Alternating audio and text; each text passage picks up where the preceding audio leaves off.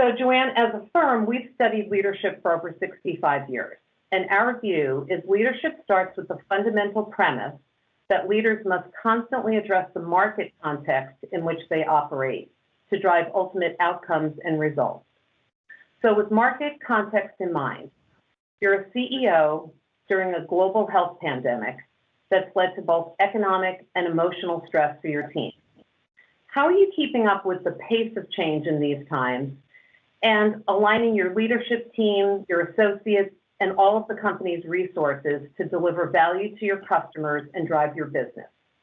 Tell us a little bit about what's been working well, what's worked less well, and what you think you'll continue in the future when the pandemic is behind us.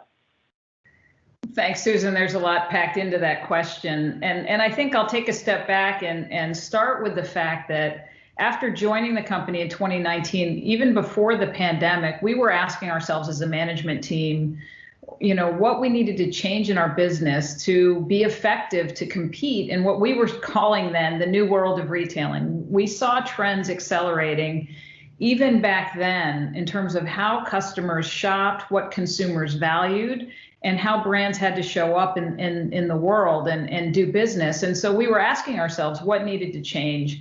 And we went through a full diagnostic at the back half of 2019 and looked at really with a wide aperture, all parts of our business to understand how we needed to change our operating model to do business in this new environment and the environment we saw unfolding.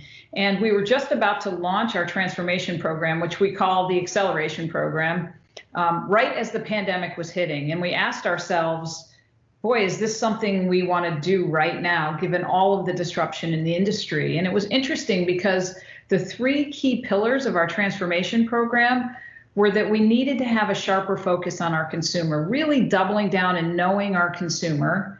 It was around leveraging data and analytics in a better way, embedding it more in our business and leaning on our digital capabilities. Those were trends we had seen. And it was really about updating our operating model and really streamlining it so that we as an organization could be more responsive. And if you think about those three pillars, those only became more important as we were navigating through the pandemic. So it gave us, I think, confidence that we were working on the right thing, and frankly, a higher sense of urgency that we needed to move faster and maybe be a little bit bolder in terms of how far and how fast we moved into these spaces. And that focus, and I feel like we had a little bit of a head start because of the work we had done pre-pandemic, was really quite instrumental in helping us achieve the successes we have achieved as we've moved through the pandemic and meeting our customers where they are and leaning into digital channels, which have become, as you know, so much more important in this day and age and more important for our consumer. I won't say everything has worked well, but the fact is we're empowering our teams and we're moving faster because we have this view that the trends that we were seeing back then were only going to accelerate. And I think over the last year, we've seen those trends move faster and faster and faster. So I feel great about the position of the company and where we are and the learnings that we've had through this pandemic. So Joanne, could you talk a little bit about an example of something that accelerated that you moved in on and something that you mentioned, that your teams have done and brought to you? Can you give us an example of something that occurred? Yeah, sure. Part of the learning or part of the takeaway in terms of streamlining our operating model was how do we unlock the power of our people? We're not going to be able to do business the way we used to do business, and that every decision goes all the way up the hierarchy and comes all the way back down. And we have this, this understanding at the very top of the company that we know everything about the consumer and we're going to be fast enough to get in front of them. And one of the examples that I love to give is an example that really started with our field associates in China. And China is probably one of the most advanced. The consumer is so fashion engaged and so digitally engaged that, and trends are moving fast, really fast in that market. And, we have a really mature team of strong leaders and field associates in that market. And as that market shut down, one of the first ones to shut down, our teams in the field who are great at clienteling and reaching consumers started to do this clienteling on social media channels, and they began to have outreach and sort of virtual shopping appointments with customers. And then they became they did live stream shopping parties so that their consumers could have the experience of being in a store without actually being in a store through these digital channels. And interestingly, they became social media influencers of their own rights. They began to get followers. Right. And so we said, wow, this is great. They're innovating on the ground, real time. Let's support that with the tools and training and technology they need to be successful. And then how do we take that learning and bring it across the world? And we've brought it back to the US, and we're doing it in multiple brands. So that's just a great example of how this innovation is happening fast, and it's happening throughout our organization. Well, and you were saying, that some of this transformation had already been underway at Tapestry. We've heard so many leaders talk about just this acceleration in general of what things that they might have been talking about from a strategic standpoint that they were thinking were going to be years out. And as you said, now you've got, the field coming back to you and saying, no, we need it right now. So that kind of leads into the conversation about you've got to communicate what you stand for. And you said, the people are such an important part of your strategy. So how do you stand up as a leader for your teams, talking about purpose and vision and values, and what's really accelerated in that regard for you? What's been very different now since the pandemic times versus before the pandemic? So purpose, vision, values. Yeah, it's true. And that has all really come to the forefront in the last year. And not only pandemic inspired, there's been a lot of social unrest globally around the world, and consumers and frankly, everybody, our associates, our team members, really their values are coming to the surface, and they want to understand where brands stand and, and where we stand as an employer on some of these very important subjects. And as we did our transformation work, we identified the opportunity for us to clarify the purpose of each of our brands and of our company, and to clarify our values. So it was, in fact, one of the first things we were looking at as we embarked on this transformation, really getting into the fundamental reason, the fundamental why. Why do we exist as a company? And really clarifying that for ourselves and for our teams as much as for our consumers. So that was some of the early work, and it was unbelievable how important that was to our teams and how much passion our team, I knew that we had a very passionate group of associates around the world, passion behind our brands and real energy. But as we started talking about purpose and vision and purpose and values first, how inspiring those conversations were, and really coming at exactly the right time in the world where our associates and our teams really needed to understand that. And one of the pillars of our strategy is to unlock the power of our people. Coming into the organization, I recognized how talented our teams were around the world. And part of me just said, boy, if we get out of the way and let them really drive with their passion, boy, the things we can accomplish. And that has been a real powerful motivator for us, and sharing the purpose and clarifying it and the values of the company has been really an important part of inspiring the teams even further. And then when you talk about vision, if we're going to unlock the power of our people, we really have to give them a roadmap and say, this is where we're going. This is the roadmap for where we're headed, so that they have the tools and the capability to say, oh, I think I know how to get us there. And time and again, and I will tell you, our second quarter, coming through this holiday, it was a holiday, to your point, like we have never seen in retail before. And our teams, I've said it on our earnings call, they moved mountains for our consumers. How we engaged our consumers completely differently than we had in the past, with virtual appointments and more fulfillment capacity to ensure that we could deliver digital orders for our customers. We had virtual queues so that customers didn't have to wait in line if we had capacity restrictions in our stores. I mean, all of these hurdles that our teams figured out a way around, that was inspired by the purpose. They understood why we exist in the world and what we were there for. And I think it really powered our performance all the way through this, through this pandemic so far, and certainly is reflected in our results through holiday. Yeah. Well, I've heard you also talk about before diverse voices, sort of ideas coming from everywhere. You gave us an example with one, but about what you did in China. But I love the idea that this time has also brought to the forefront that all the best ideas don't necessarily come from the top, and they probably never have, but not all of them at least. But I love that idea of diversity of voice, because you talk a lot about that in the culture of Tapestry, just good ideas coming from anywhere. And do you feel that has also accelerated the teams feel more empowered now too? Absolutely. We need to hear all voices. And I think in order to stay abreast of the accelerating trends in the world and with our consumers, we need to empower our teams, and we need to hear from our teams, because we won't be able to stay, ahead of such a fast changing environment if we're very siloed and hierarchical.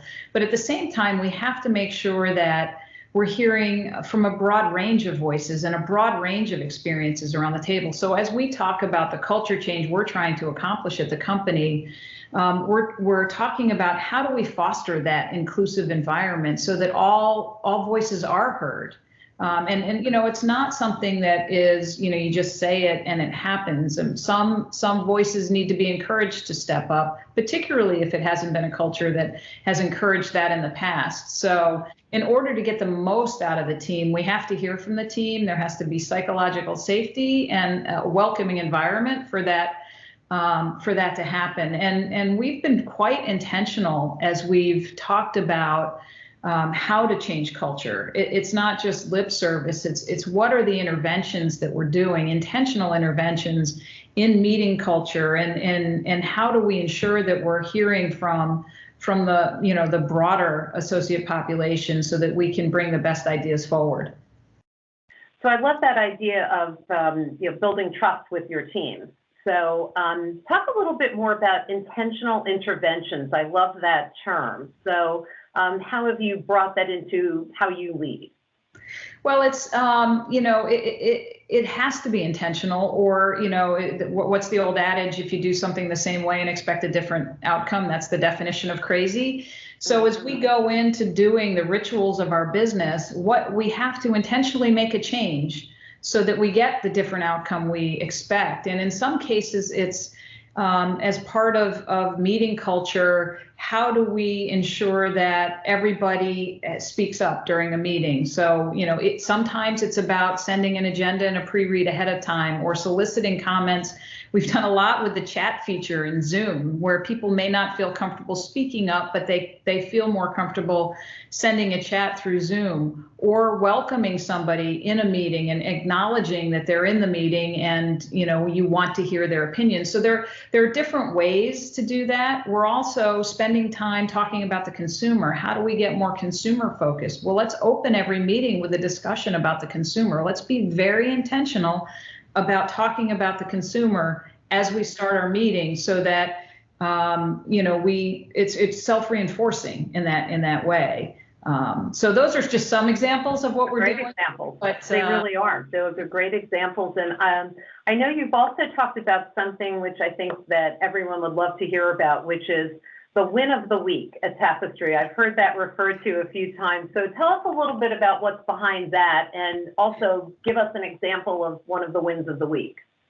Yeah, so I'm a big sports fan, and I'm a soccer mom. So I use a lot of sports analogies. So I think we took it to another level and said, we want to recognize when there are things that are happening in our culture that are reinforcing the changes in our culture we want to achieve. And so win of the week is just one way to highlight once a week something that reinforces the culture. And I'll just give you an example of a recent one we just posted.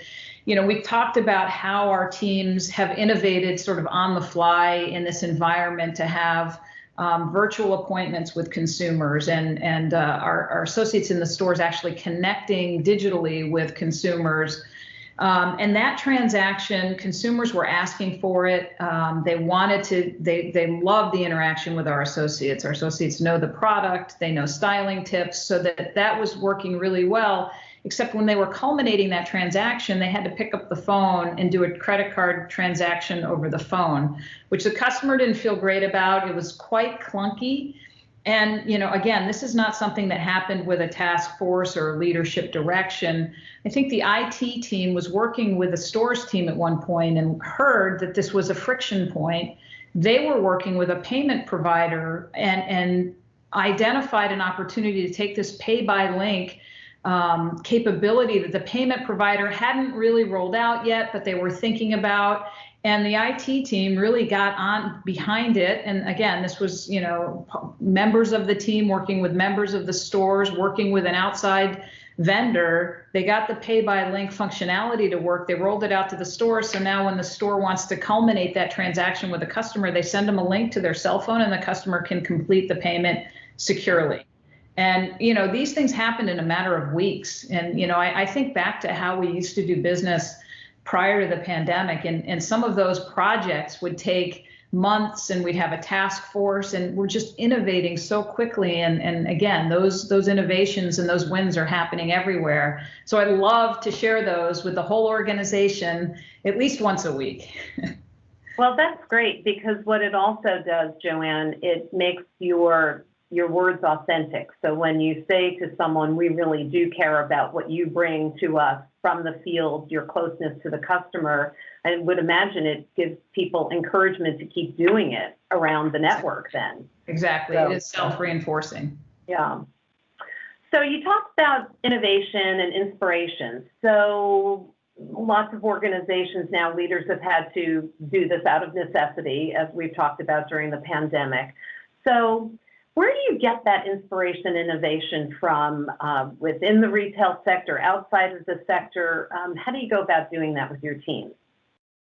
Innovation is really coming from everywhere. And that's the reason that empowering our team is so important, because our teams are in more places than I can certainly be. And they're moving fast, and they hear very quickly of trends in the marketplace or things that are available. I wouldn't have known that there was an IT solution, a pay-by-link solution, that a payment provider, I think we were switching payment providers, and they happened to be pretty deep into the details with that, and they knew that they could work with the payment provider to come up with a solution for our customers that our associates were talking about. So a couple things had to happen there, right? One, we had to have the connection between the third party and our associates in the business and IT, and that connection was there. But we also had to have a connection between our IT team and our store and our field associates. And when you bring the purpose of, Tapestry, that is, our purpose is to support our brands and enable our brands to reach more customers and to grow faster. And when everybody understands that purpose, it's much easier for these ideas to be bubbled up from below and really organically come out of those interactions or those connection points. I'll give you another great example that our marketing teams in China, we're now reaching consumers on new social media platforms, and our marketing team in China was, we do a lot of work with influencers and live streaming on multiple platforms in China, because that consumer is so digitally engaged. And they identified and began to work with the TikTok of China, which they call Douyin, which is the TikTok version in China. And not only were we reaching consumers on that platform, but now we can transact business, because that platform in China has the opportunity and ability to transact business with consumers through live streams. So we were doing live streams, we're doing them on a new platform. In fact, we were the first fashion company to partner with them to do a live stream. And again, it's because our teams are on the ground working with these third parties and engaging with them. So that is the only way, I believe, that we can work faster and fast enough to stay on pace with the trends and the way the trends are changing in the marketplace. Well, earlier you mentioned something about consumer insights, and I'm sure that you're spending a lot of time and a lot of resources on continuing to get close to the customer and getting a lot of insights and trends. how do you go about receiving that from your organization? I'm assuming there's you have a central consumer insights group. So how do they play that back to you and also to the brand presidents? Because that's critical, as you say, it's about supporting all the brands. So how does that come about organically every week in leadership meetings or however you do it?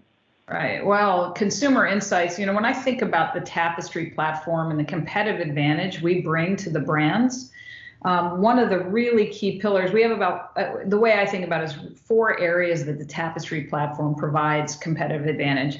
Our supply chain is shared and brings tremendous synergy and scale to all of our brands. Our technology, we've talked about digital and data and analytics, tremendous opportunity there. Our talent, we grow talent across our platform and across brands. That's a tremendous competitive advantage. And that 4th pillar, to your point, is consumer insights. We know a lot about customers, and we know a lot about customers across all of our brands, which play in adjacent categories or even in the same category across a lot of regions in the world. So we know a lot about the Chinese consumer, the European consumer, the Japanese consumer, the North American consumer. And that is one of the power of that platform, the Tapestry platform, that we have data expertise and we have consumer data that spans across all these areas that we can then deliver insights for each of our brands that each of our brands can leverage. And we do that very formally quite often during the year, particularly as we roll into our strategic planning sessions. We do updates on consumer opportunities throughout the year. And our focus now is really embedding these insights and data and analytics in many decisions across the value chain, across our business. And that's been the focus of our transformation program, really taking the next step to ensure that it is embedded in everything we do in our brands. Mm-hmm. Well, I guess there's never been a time greater than now where the consumer does tell every business what it is their expectations are. So I'm sure you're hearing a lot of it regularly. So, Joanne, another question. So what, if you can identify this, just what's one of the most critical things that you've learned about leadership over the last several months? You've shared a lot with us, but just talk to us about how it all weaves back together then on your personal learnings as a leader during these times. Yeah, I have incredible passion about the power of our people, and I talk about it a lot here at Tapestry and what we can do and what we can achieve by unlocking the power of our people. But I would say the most important learning I've had behind that is really the power of purpose. And, our teams, I mentioned it earlier, we have incredibly talented teams all over the world. And as we crystallize the purpose of our company as Tapestry and the purpose of each of our brands, the level of inspiration that provided our teams, and then as we articulated our values and then our vision, how that has translated to not only inspiration, but energy level in the team has gone up. And it's been inspiring and really quite impressive to see what an impact that has on our teams. And arguably it came at exactly the right time. As the world has been, and you talked a little bit at the beginning, or you asked a little bit at the beginning about stress levels and things that our teams are worried about. It's been so important for us to have a cause and a purpose that's constant, that our teams can get up and rely on. I know why I'm getting up in the morning. I know what we're here to do. And, the world around us is changing and moving quickly, but I have real clarity as to what I'm doing in my role, in my work. And that has been really grounding, I think, for our teams, and so important at a time when there's so much disruption in the world, that there's that constant that people can really, it feels tangible. So I do think the power of purpose has been, for me, quite a learning as we've gone through and navigated these unprecedented times, and how important it is for our team. And I would assume, Joanne, that you spend time also with your brand presidents on the reinforcement of that and that with their team. So the whole trickle down, and are you you feeling that you now feel that coming back up from the roots of the organization too? Yeah, the work of purpose is not just, the platitudes of putting some words out into the atmosphere and hoping for the best. There is work in embedding and ensuring the team understands not only what it is, but what it means for them and what it means in terms of how we do our work every day. So there is work involved in embedding that purpose and those values in the organization. And we're all quite committed to it. As I said, it's some of the best work we've done in terms of, people want to be aligned with it. They want to have the conversation. It's inspiring. It's motivating for our teams.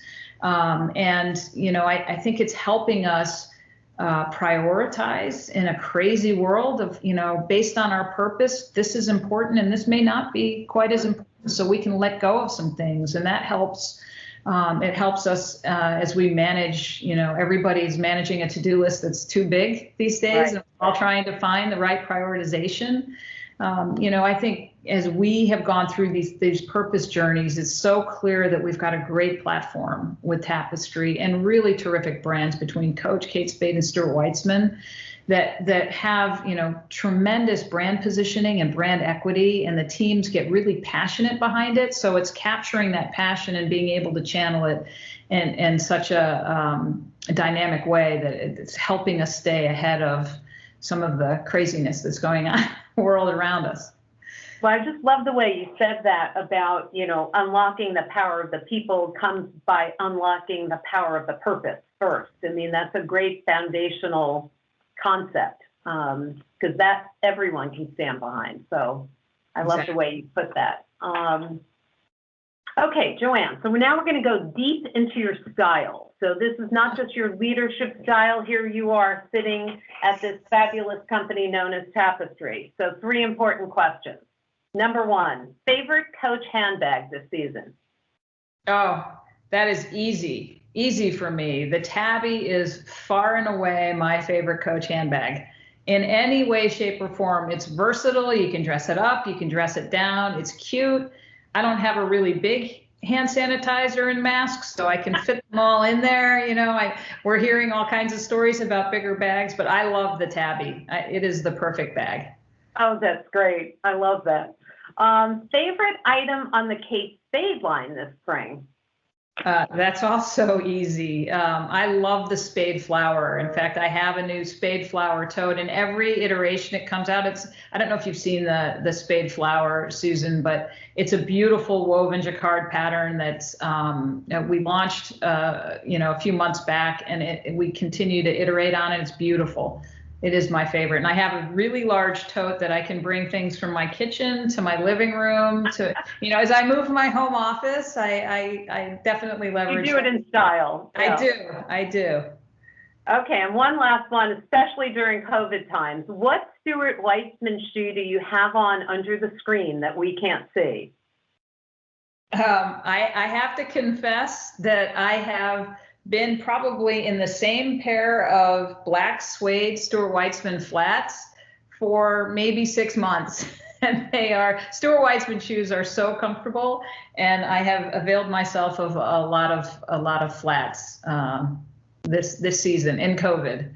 Yeah, well, you are right. The most comfortable shoes around, and anything that was stretched suede that you make, I've had on my feet a lot during this time also. So, Joanne, anything else that you'd like to just share with us about leadership before we wrap up? No, I appreciate the opportunity to have the conversation, because it's something that I'm really passionate about, and one of the key pillars of our strategy is unlocking the power of our people. And I've asked our leadership team, I've asked a lot of them, and we have rolled out higher expectations for all of our people leaders, to ensure we're taking time to develop talent, that we're creating an inclusive environment, that we're driving against our DE&I goals. Because again, this can't be one thing that one person in the organization does, or it can't be an HR only set of strategies or focus. It has to be everybody in the organization. So I'm very passionate about it. I appreciate the opportunity to have a chance to speak about it. Well, it was great. It really was. And I really enjoyed the conversation. And I think that you have truly personified the brand statement of Tapestry, which I read before we got together today, which you well know is we're a global house of brands powered by optimism, innovation, and inclusivity, all of which you talked about. We believe true luxury is a freedom of expression that ignites confidence and authenticity. And that I love this piece because it's so relevant of what you've said about your leadership style and the leadership of the team at Tapestry. Anyone from anywhere can have the best idea, and with hard work and dedication, anything is possible. So I just want to thank you for being with us today, inspiring us with your leadership ideals, and talking to us about the great team that you work with at Tapestry. So thank you. They are a great team. Thank you, Susan. It's been great being here.